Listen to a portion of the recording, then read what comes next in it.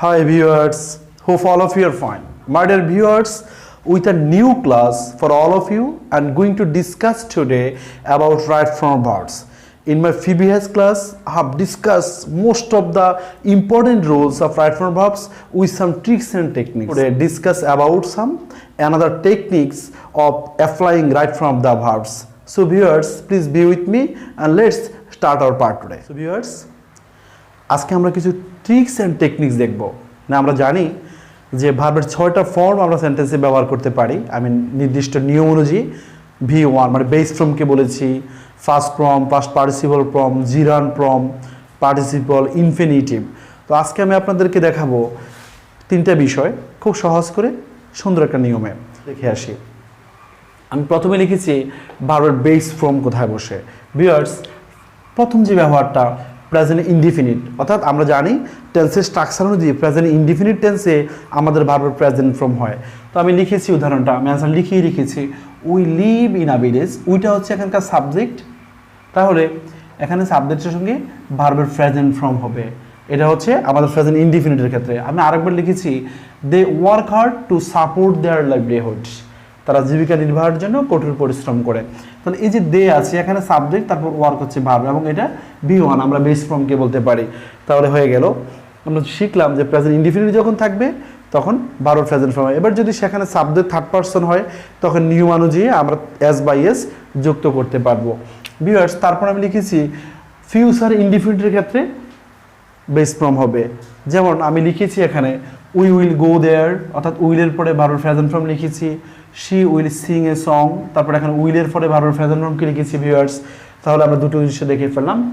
এবার আসি, যখন মডাল অক্সিলিয়ারি থাকবে, আমি গত ক্লাসে দেখিয়েছি মডাল, সেমি মডাল। তো মডাল কোনগুলো? যেগুলো shall, should, will, ought, may, might, can, could, must. তারপর সেমি মডাল হচ্ছে need, dare, ought to, use to, am to, is to, are to, like this ones. এবার আসি, যখন এই মডেল অক্সিলারি থাকবে তারপর আমাদের ভার্বের প্রেজেন্ট ফর্ম বসবে। যেন আমি লিখেছি ইউ শুড এবং ব্র্যাকেটে লিখেছি রেসপেক্টেড। তাহলে আমরা বুঝছি যে দিস ওয়ান ইজ ইনকারেক্ট। এখানে শুডের পরে ভার্বের প্রেজেন্ট ফর্ম হবে, সুতরাং অ্যান্সার হবে respect. You should respect your সুপেরিয়র্স।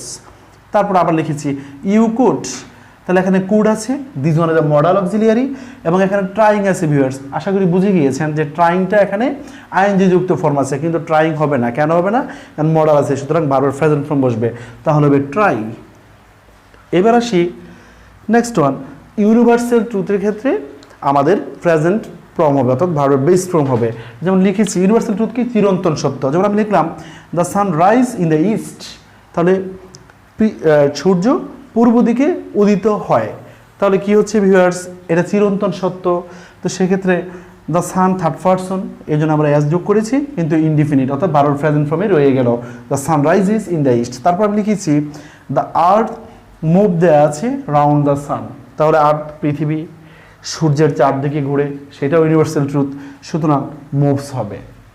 এবার আসি পরবর্তী বিষয়টা, হ্যাবিট, অর্থাৎ অভ্যাসগত কাজ কর্ম যখন বুঝাবে তখন আমরা প্রেজেন্ট টেন্স ধরে নিব এবং নিয়ম অনুযায়ী আমাদের বেস ফর্ম ব্যবহৃত হবে। যেমন আমি লিখেছি I use to walk in the morning, আমি সকালে হাঁটতাম, অর্থাৎ সকালে হাঁটার অভ্যস্ততা আমার ছিল। তাহলে ইউজ টুর পরে কি আছে ভিউয়ার্স? ওয়াক।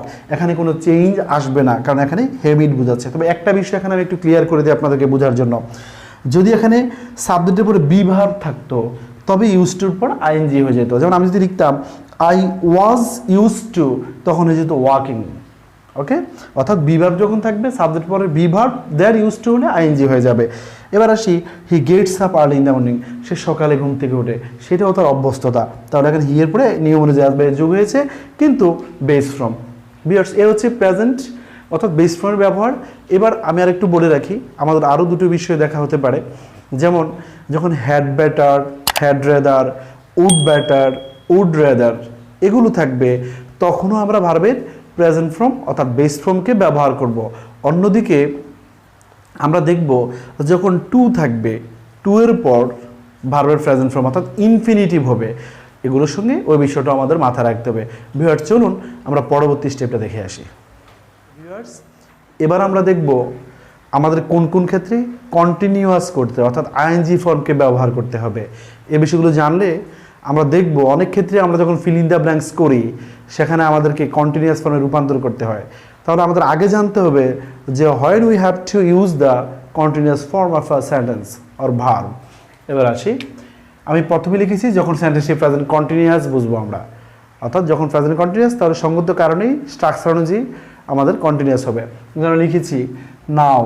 আরেকটু কথা বলে রাখি, আমরা জানি কিছু ওয়ার্ড আছে যেমন now, at present, at this moment, এই ওয়ার্ডগুলো যখন থাকে তখন সাধারণত সেন্টেন্সটি প্রেজেন্ট কন্টিনিউয়াস হয়ে যায়। আমি লিখেছি নাও দ্য হোল ওয়ার্ল্ড, আমি এখানে ব্র্যাকেটে লিখেছি ফেস। ভিউয়ার্স একটু খেয়াল করি, আমি পরে আনসার দেখিয়েছি নাও দ্য, তাহলে নাও যখন আসে এই সেন্টেন্সটাতে আমরা বুঝলাম এটা প্রেজেন্ট কন্টিনিউয়াস কি মিন করছে। The whole world face critical time, পুরো বিশ্ব এখন একটা মানে কঠিন সময় পার করছে। তাহলে এক্ষেত্রে সে কী হবে, আমাদের নিয়ম অনুযায়ী অ্যামিজার থেকে আমরা ইজকে নিব এবং ভার্বের সঙ্গে আইএনজি যোগ করে ইজ ফেসিং হবে। তাহলে হয়ে যাবে কি now the whole world is facing a critical time. তারপর আমি দেখিয়েছি যে ফিউচার কন্টিনিউয়াস অর্থাৎ কন্টিনিউয়াস ফর্মগুলোতে I will be wait for you. তাহলে ভিউয়ার্স আমাদের নিয়ম অনুযায়ী আমরা জানি সাবজেক্ট প্লাস শ্যাল বি আর উইল বি দেন ভার্বের সঙ্গে আইএনজি, তাহলে হয়ে যাবে ওয়েটিং। তাহলে কী দাঁড়াচ্ছে I will be waiting for you, আমি তোমার জন্য অপেক্ষা করতে থাকবো। আবার লিখেছি they will be do the work. Viewers তাহলে কী হবে, তাও ফিউচার কন্টিনিউয়াস, তাহলে হবে they will be doing the work, তারা কাজটি করতে থাকবে।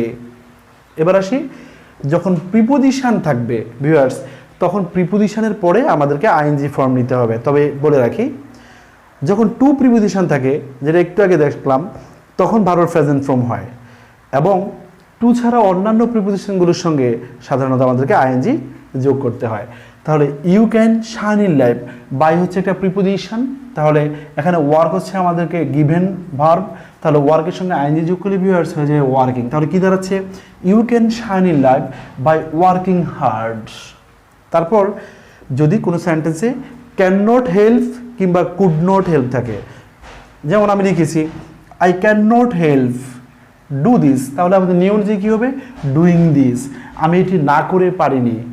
তারপর আবার যদি কুড নট হেল্প থাকে তবেও আমাদেরকে আইএনজি যোগ করতে হবে। যেমন আমি লিখেছি উই কুড নট হেল্প, এখানে লাভ আছে তাহলে কী হয়ে যাবে ভিউয়ার্স লাফিং, তাহলে উই কুড নট হেল্প লাফিং ভিউয়ার্স।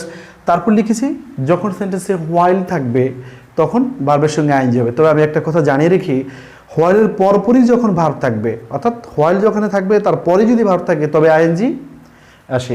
তাহলে while walk in the garden I saw a bird, যখন বাগানে হাঁটছিলাম তখন আমি একটি পাখি দেখেছিলাম। তাহলে ভিউয়ার্স খেয়াল করি এখানে হোয়াইলের পরপরই ভার্বটি, সুতরাং আমাদের আনসারটা হবে ওয়াকিং ইন দ্য গার্ডেন। এবার আসি, আমি একটা নোট লিখেছি যেটা বলছিলাম যদি হোয়াইলের পর সাবজেক্ট থাকে, আবার বলছি যদি হোয়াইলের পর সাবজেক্ট থাকে তবে সেটি হয়ে যাবে ফার্স্ট কন্টিনিউয়াস। যেমন এখানে হোয়াইল আই এর পরে আছে ভার্ব ওয়াক, কিন্তু এখানে সাবজেক্ট আছে বলে আমরা লিখবো ওয়াজ ওয়াকিং। ভিউয়ার্স আশা করি বোঝাতে পেরেছি, খুবই গুরুত্বপূর্ণ রুলস। এবার পরবর্তীটা দেখব, যখন কোনো সেন্টেন্সে ওরিও মাইন্ড থাকে তখন আমাদেরকে ভার্বের সঙ্গে আইএনজি যোগ করতে হবে ভিউয়ার্স।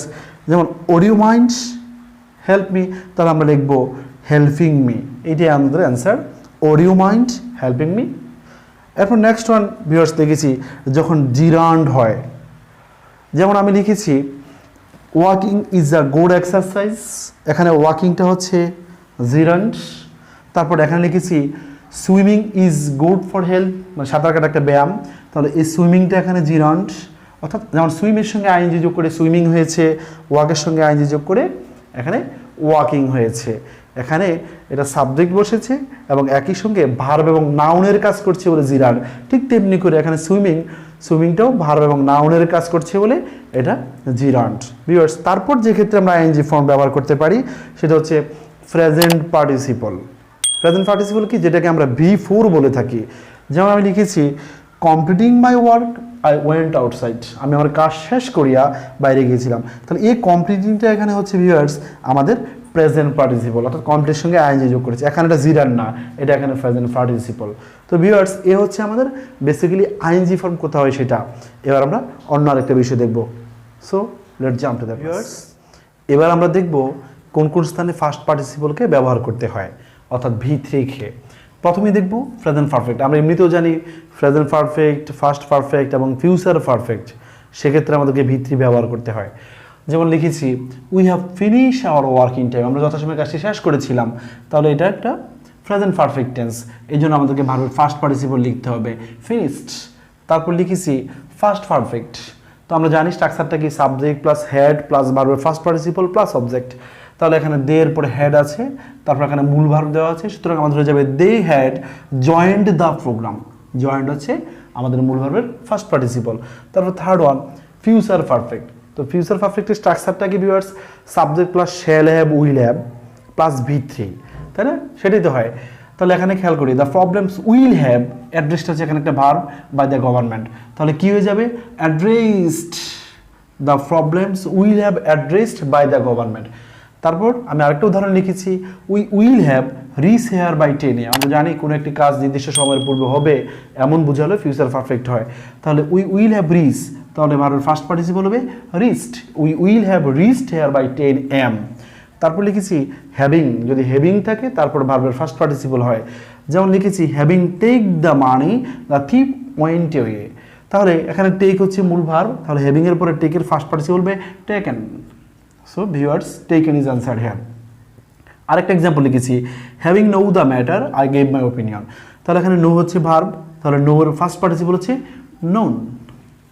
তারপর নেক্সট ওয়ান ফেসিভ ভয়েস, অর্থাৎ যখন ভয়েসটা ফেসিভ হবে তখন সেক্ষেত্রে আমাদের সর্বদাই ভার্বের ফার্স্ট পার্টিসিপল ব্যবহার করতে হবে।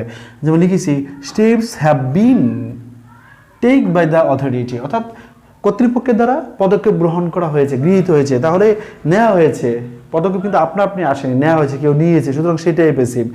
এবার টেক আছে, টেকের ফার্স্ট পার্টিসিপলকে নিব আমরা টেকেন। এই হয়ে গেল আমাদের ভয়েসের যে অংশটা। এবার দেখব টু বি এর ক্ষেত্রে, অর্থাৎ টু বি এর পরে যখন টু বি থাকবে তখনও ভার্বের ফার্স্ট পার্টিসিপল হতে পারে। যেমন the work is to be, এখানে ডু দিয়েছি, তো ডু এর first participle done, the work is to be done. আবার লিখেছি the problem is to be solve, হচ্ছে এখানকার মূল ভার্ব, তো the problem is to be solved. এই হচ্ছে ভিউয়ার্স ফার্স্ট পার্টিসিপলের যে ব্যবহারগুলো। So viewers that's all about the right form verbs today.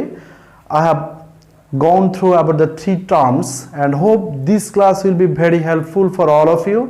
So I am requesting you all to be with me and please subscribe my channel, and if you have any question about this topic or anything else then comment on the comment box. Thank you all. Goodbye for today.